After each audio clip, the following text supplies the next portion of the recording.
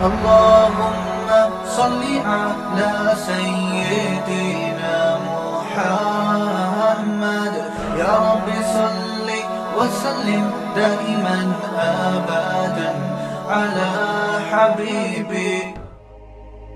کہ اللہ کی محبت پیدا کر لی جائے، اور وہ جب تک نہیں ہوگی جب تک دنیا کی نکلے گی نہیں. یہ دونوں محبتیں ایک دل میں جمع ہو نہیں سکتی. اور دنیا کی جب نکلے گی اس کا ایک فارمولہ ہے، ایک طریقہ ہے.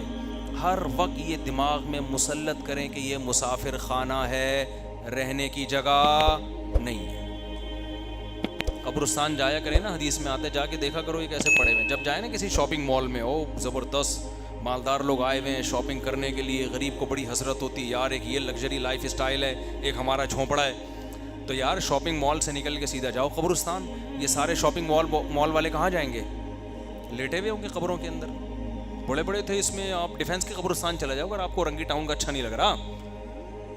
ڈیفینس کے قبرستان جاؤ، کلفٹن کے قبرستان جاؤ، آپ کو لگے گا بھائی اورنگی ٹاؤن کے قبرستان میں اور ڈیفینس کے قبرستان میں اوپر سے تو فرق ہے، اندر سے کوئی فرق. اوپر تو ہوگا شاید کوئی تختیاں وختیاں لگی ہوئی ہوں گی، تو اندر سے سب جتنے کیڑے مچھر کالونی والے کی قبر پہ ہوتے ہیں اتنے ہی کیڑے ڈیفینس کے اندر جو لیٹا ہوا ہے اس کی لاش پہ بھی اتنے ہی کیڑے. ملیر کینٹ ڈیفینس اور اللہ بھلا کرے کلفٹن، گلشن اقبال، قبرستان اندر سے سب کے ایک جیسے. ختم 2 دنوں کی کہانی ہے یار، گزر گئی گزران، کیا جھونپڑی کیا میدان، ختم ہونے والی دنیا ہے. کیا کرنے سے دل لگا. لا احب الآفلین. ابراہیم علیہ السلام نے جب دیکھا نا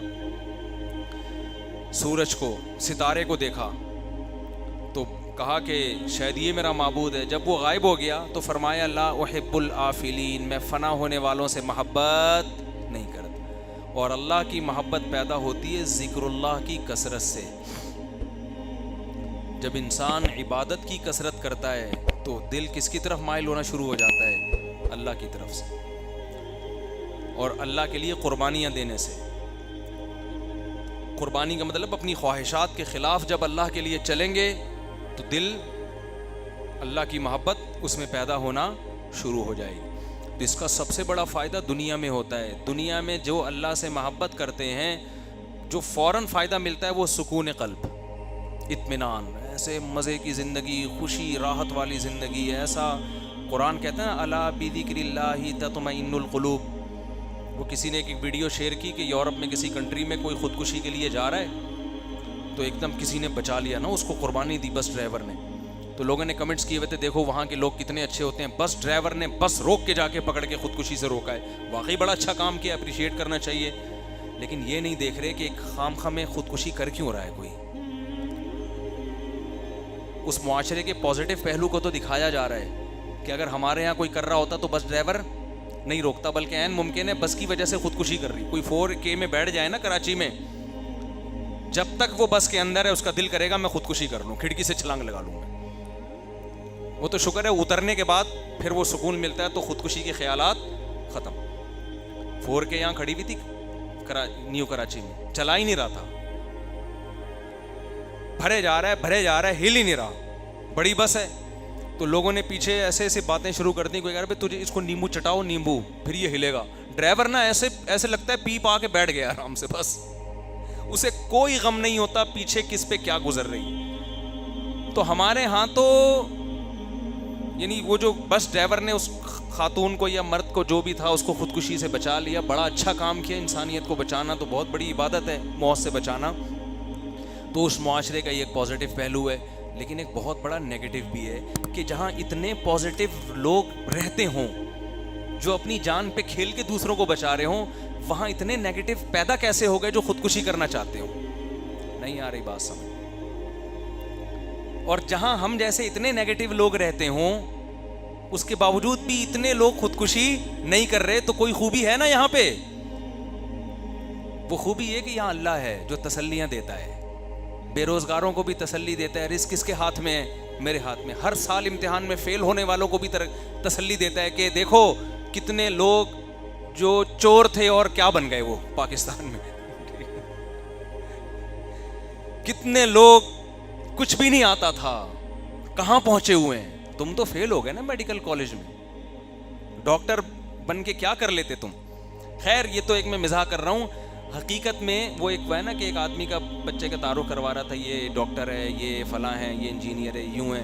تو لوگوں نے کہا کہ اور یہ کیا ہے؟ اس نے کہا یہ چور ہے. اس نے کہا اس کو گھر میں رکھا ہوا کیوں؟ کہہ رہے کما کے یہی لے کر آتا ہے سب, باقی سارے کچھ بھی نہیں کرتے.